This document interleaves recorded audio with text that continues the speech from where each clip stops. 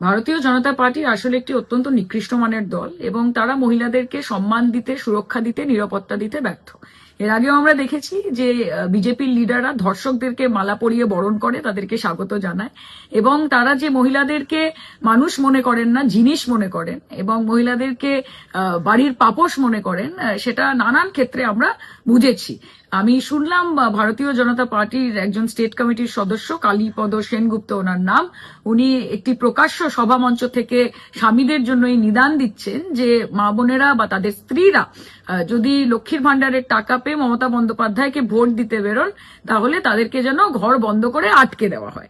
আমি এইটুকুই বলতে চাই যে আপনারা চেষ্টা করতেই পারেন, কিন্তু মমতা বন্দ্যোপাধ্যায়ের দরুন যেই ক্ষমতায়ন বাংলার মা বোনেদের হয়েছে, বাংলার মহিলাদের হয়েছে, যে কোনো দরজা কিভাবে ভাঙতে হয় সেটা বাংলার মা বোনেরা খুব ভালো মতো জানে।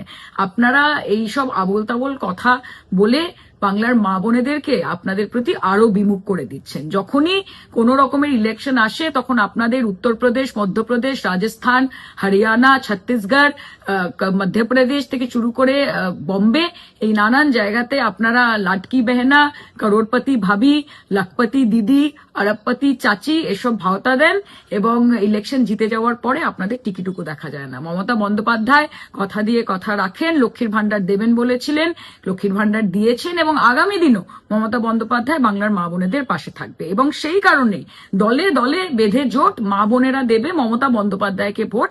আপনারা কিছুই করতে পারবেন না। ফলত এইসব কথা বলবেন না, মহিলাদের অসম্মান করবেন না। মমতা বন্দ্যোপাধ্যায় বাংলার মা বোনেদেরকে মা লক্ষ্মীর স্থান দিয়েছেন, আর আপনারা সেখানে তাদেরকে বাড়ির পোষ্য মনে করছেন, যাদেরকে গলায় বকলেস পরিয়ে দরজার পেছনে আটকে রাখা যায়।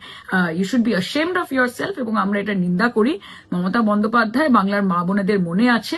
ফলত বিজেপিকে বলবো নিজেদের সংগঠনকে কিভাবে আরো শক্তিশালী করতে হয় সেই দিকে মন দিন এবং এসব হাবিজাবি কথা না বলে মানুষের মনে কিভাবে স্থান করতে হয় সেটা দেখুন। ভোট জেতা অনেক দূরের ব্যাপার।